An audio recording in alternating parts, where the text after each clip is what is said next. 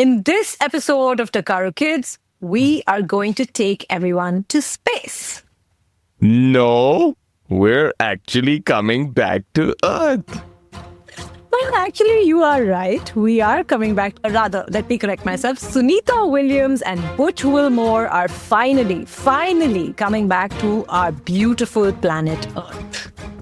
That's true. After a very, very long time, right? It's been forever since they were up in space. And I think we also covered this in one of our previous episodes. So let's get to it. So what is actually happening? Let's jump right into it, right? So NASA astronauts Sunita Williams and Butch Wilmore have spent over 9 months in space and have finally touched down on Earth. They have splashed safely down because they landed in the ocean in their Crew 9 Dragon spacecraft just off the coast of Florida. So they are finally back home. Yeah, it's pretty cool also. I mean, I think they were stuck over there for quite a while. No one knew when they were coming back. There were always multiple sort of repeated attempts at bringing them back. None of them worked out. And it's crazy. Is this the longest someone's been in space? No, right? It's not. It's not the longest. No. These people have been stuck for 9 months. But, that was never the plan, right? And that's what makes this story so interesting, because they were actually supposed to be up there for just about, I think, 8 or 9 days and not more than that. It was an 8-day mission. 10 days or something like that. Yeah. 8-day mission, yeah. But why did they get stuck? I think we need to explain that. Yeah, so if I remember right, they had gone up in a brand spanking new Boeing Starliner spacecraft, which was also a test, right? They had kind of signed up to be the volunteers to test the Boeing Starliner spacecraft. And so this is new spacecraft which would take people up into space and then be able to bring them back safely. And it was in June 2024 when they actually went up. So like you said, 9 months or so. And what happened is, because this was a test, there was always the spacecraft failed the test. Yeah, there was always this chance of things not working out. And that's exactly what happened, right? So it kind of suffered propulsion issues, and propulsion is basically, making it move in space. You have these propulsion thrusters which work in space. So it's not like a jet engine, right? A jet engine or in an aeroplane, the engines are constantly working. But in space, you use these propulsion thrusters to just turn on and off, so that it can move because there's no gravity. And that kind of failed, and it was deemed unfit to kind of fly the two of them back home. Yeah, they were supposed to come back, but then, they just couldn't because of all these technical issues. And, like you said, multiple times that they said, okay, maybe we can come back now. Maybe we can come back now. Maybe we can send another one to bring them back. But it just didn't work out. And finally, the Dragon spacecraft, which funnily enough is a SpaceX spacecraft. Elon Musk, remember that guy? Yeah, it's his company that finally successfully brought the astronauts back home. So that's a pretty cool achievement for SpaceX. In fact, I think Trump said this a couple of weeks ago or something like that in the White House. He was doing a press briefing and he was like, since all the other attempts have failed, I am now asking Elon Musk to, help us save the and day. bring these astronauts back. And I know Trump also called Sunita Williams that astronaut with the crazy hair. That was what he said. Yeah. Oh my gosh. He couldn't remember her name. But, I mean, if you look at images of the astronauts in space, and in space, there is no gravity. And when there's no gravity, I'm sure our listeners have seen this, you have to float. And if your hair happens to be open, and if you have long hair like I do, then I guess it will look a little crazy because it will fly around my face. And that's exactly what happened to Sunita Williams. Yeah. Up in space. I mean, it does happen. But then a lot of other things happen actually to the human body when they're up in space. Because, I've heard now, the two of them have to actually go in for a 45-day rehab program. A rehab basically where they're going to do a battery or a series of tests on them, a lot of medical checkups, a lot of tests to see how they're doing. And then they'll have to do a lot of therapy, a lot of physical therapy. I'm sure there's going to be a lot of mental health addressing that is going to happen as well. So yeah, there's going to be a lot of work that is going to go in to help these astronauts settle back into. And I think, their we don't understand what zero gravity really means, right? Because we have been born, and for the last thousands and thousands of years, humanity has lived on Earth where there's gravity which holds us down to the surface of the Earth, which does not exist in the moon, right? And which is why you're like flying up in the moon or in space or whatever it is. And I think what that means is your muscles, your body have to work less because you're just floating. You're just floating. Yeah, it's super cool, but it's actually very, very not human-like, right? We're not used to that. And so what happens is all our muscles start kind of like slowly deteriorating because we're not using it as much in space. These astronauts are not kind of walking. Their bones don't have to move as much. Their muscles don't have to kind of work as much. I know there's another phrase that I just, in fact, while I was doing research on this episode, it's called baby feet. Because what happens to astronauts, because they don't have to walk, right? Can you imagine, right? When we are walking on Earth, like you said, there's so much gravity. So our feet are flat on the ground. We are walking. We are using all the bones and muscles, and they're well developed, right? Look at your feet. They're so well developed. But if you stop walking, what would happen to all those bones and muscles? Right? They would completely, you forget, and they turn into baby feet. It's actually a syndrome that happens to astronauts up in space. That's cool. Yeah. That's cool. Yeah. So they have to almost relearn how to use it, right? Because especially if it's been 9 months, they have to relearn, their muscles have to relearn. It's not but their muscles and bones have to relearn it almost. They have to, their body has to relearn a lot of things, but I do know that the astronauts have to follow a very strict program when they're up in space to ensure that, when they finally do come back to Earth, it's not so bad. So they do exercise a lot. They have to strap themselves down to machines, and then they walk on treadmills, they cycle, so they have to keep using those muscles. Otherwise, they'll be jelly, basically, by the time in 9 months of not moving, you will be jelly if you don't maintain your body. Correct. So they have to put in a lot of work. Even things like your heart, right? Your heart is pumping every time you're walking, running on Earth. There, it doesn't have to do as much work. So you have to make sure, that you keep giving your heart enough exercise and work. So there's a lot of things. It's crazy. It looks fun. It looks fun, but it's not easy at all. And you have to be super fit to start with, before you go into space, right? That's the other thing. Yeah, and in fact, even the oxygen, there's actually no oxygen in space. So it's all being generated, and there's a certain amount of oxygen that's there in the space station or in your spacecrafts and everything, which will never be like what it is in, on Earth. Yeah. Right? Yeah, It'll never be that. It'll never be that natural oxygen. I mean, apart from all the pollution that we have nowadays, but Of course. it'll never be that. So I think, the human body takes a big toll when they go up into space and they stay for a while, and then, they have to come back. And I guess that's why the 45 days of rehab. It's a long time. But I'm sure they're just glad to be back home. I think that's the most important thing. They're finally 100%. back here and they can get back to life as usual. The other interesting thing that I was looking up was actually what they eat up in space. Because you'd imagine that, if you plan for just an 8-day mission, did you have enough food even to last you for 9 months? Turns out they do actually have a lot of food. So that was not a problem.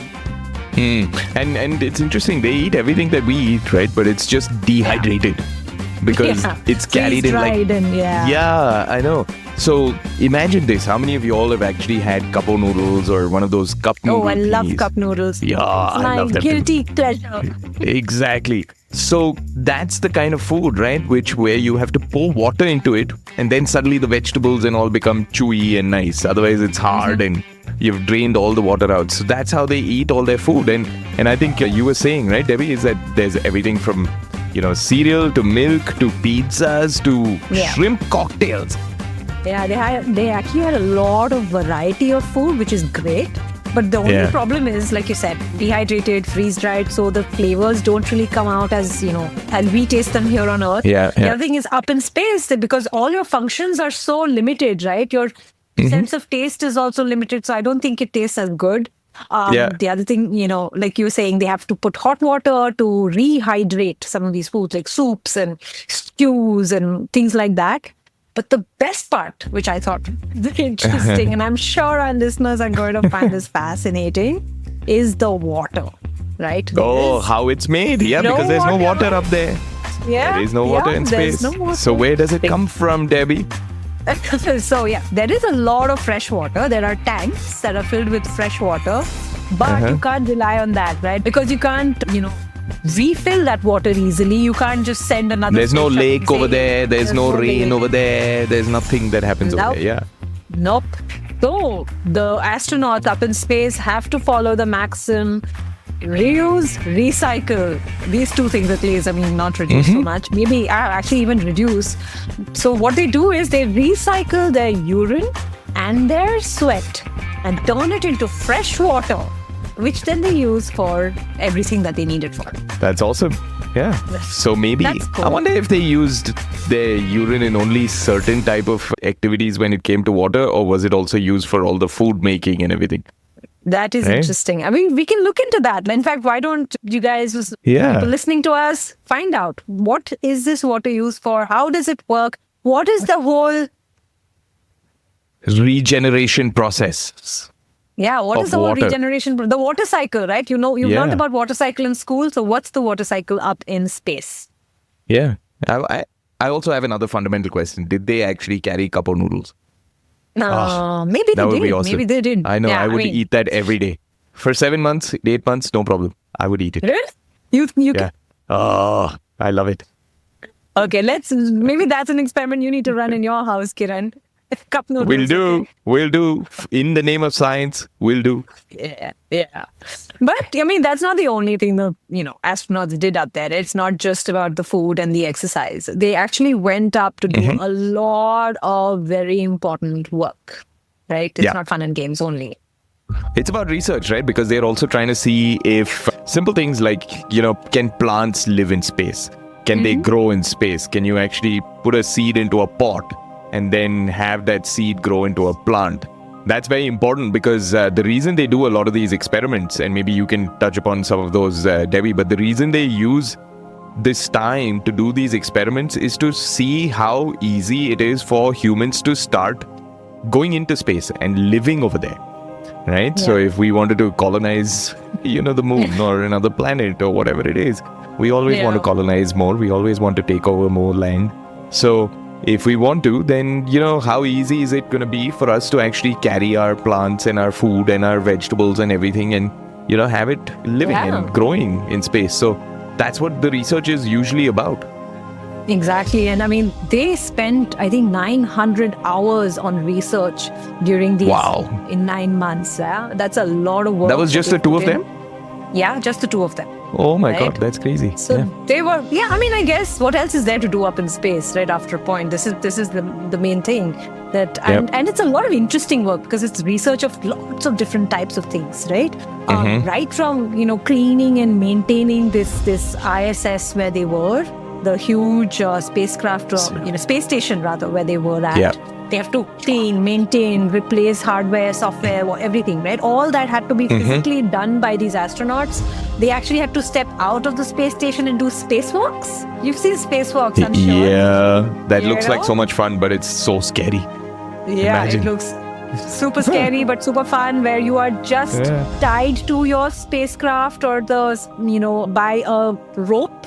And then you have to walk in space, walk around the spacecraft, fixing things. And we've all seen movies where those things can go terribly wrong. Yes, exactly. But that's exactly what they had to do, right? They had to keep doing this. Yeah. In fact, the coolest thing is because Sunita Williams was up there this long, she actually made a new record for the longest amount of time spent walking in space. Yeah, so I think it's excellent. Around 62 hours and 9 minutes of spacewalks, which is spread across some 9 excursions, which 9 times she went out of the space station. Hours. If you put that together, that's almost like, 2.5 days. That's crazy. Yeah. And what were some of the experiments? Did we figure what were some of the experiments that they were kind of doing and research and all of that? Yeah, one of the things that stood out for me was they conducted some 150 experiments. Okay, so I'm sure if you look it up, you'll find out all these different experiments that they conducted up in space. But one that they did was the BioNutrients Project. Basically, what this was about, to find out how some good bacteria. Now, on Earth, we have lots and lots of different types of bacteria. There's good bacteria There's bad bacteria. Bad bacteria makes you sick. Good bacteria helps you grow and thrive and does a lot of amazing things for us, right? Curd They has would good kind of- bacteria. Yes, exactly. Your dahi, yogurt has good bacteria. It's good for your gut, right? Thank you for So translating that word. you're very welcome. So that's what Sunita Williams and Butch Wilmore were doing. They're trying to find out if good bacteria can be used to produce fresh nutrients for astronauts because like we mentioned, remember, they don't have any fresh food, fresh fruits and vegetables up there. Everything is that's cool. freeze-dried, dehydrated, So they're trying to find out if there can be fresh nutrients and that will completely change the way, people can actually eat in space and even help them maintain their bodies better because that's the problem, right? Yeah, We're talking about the toll space takes on the human body. If you get fresh food, maybe that makes a impact or a difference to how your body reacts, right? All the vitamins and minerals that you get from fresh fruits and vegetables. A quick note to our listeners, please eat your fruits and vegetables. Your body will thank you for it. You are going to be so popular for that statement, I know, Debbie. I know. Everyone's going to love you. Yeah. It's good for you. Don't listen to Kiran. It's good for you. Yeah. Yeah. That was a lot about the spacewalk and, the space journey, which was supposed to be maybe 9 days, turned out to be 9 months. But they're back. And so that's the exciting part. One more thing. Before we end the episode, I wanted to give everyone a fun fact. Did you know that when this spacecraft, the Dragon spacecraft, landed in, off the ocean in Florida, there was a pod of dolphins that surrounded it? Yeah, I saw the picture. That was so cool, right? It was that is superb. What a welcome for the astronauts to have these little dolphins, surrounding the little space pod thing. And it was a pod of saying dolphins around the space pod. How cute.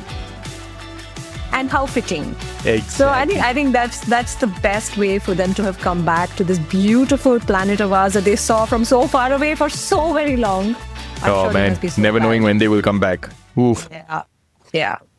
Anyway, awesome. Sunita Williams and Butch Wilmore, welcome back. And thank you for giving us the episode and all that we talked about. It was a lot, actually. Wow. I didn't think we'd spend so much time talking about this, but it was awesome. And there's still a lot more we could go into, but we will not. Yeah. We will end today, though, with our quiz question of the day and to check if you've been listening carefully enough. Have you been listening? You better have been listening if you want to win a gift voucher from Takaro Kids. The question for you is, what record did Sunita Williams break during this space expedition? The answer is in the episode. Go back and listen if you have missed it. Wow. Okay. Do we just have to give the record that was broken or also the exact number? That's up to you. If you know the number, and we have mentioned the number as well, if you have it, you've listened to it, send it in and you will be eligible to win a gift voucher from us. So don't miss this chance. Yeah, and it's exciting. We love hearing from you every week and all the previous winners every week. It's been amazing. Once again, apologies that we did not have an episode last week. It was just not possible. But we will make sure we don't miss too many in the future. But until next time, it is us signing off, and you know what you need to do. Answer that quiz question. Send it over to takarokids.com or on our Instagram. Ask your parents to message us over there with the answer, and one lucky winner is going to win the gift certificate. We are waiting to hear from you. Until next episode, it's goodbye. Bye-bye.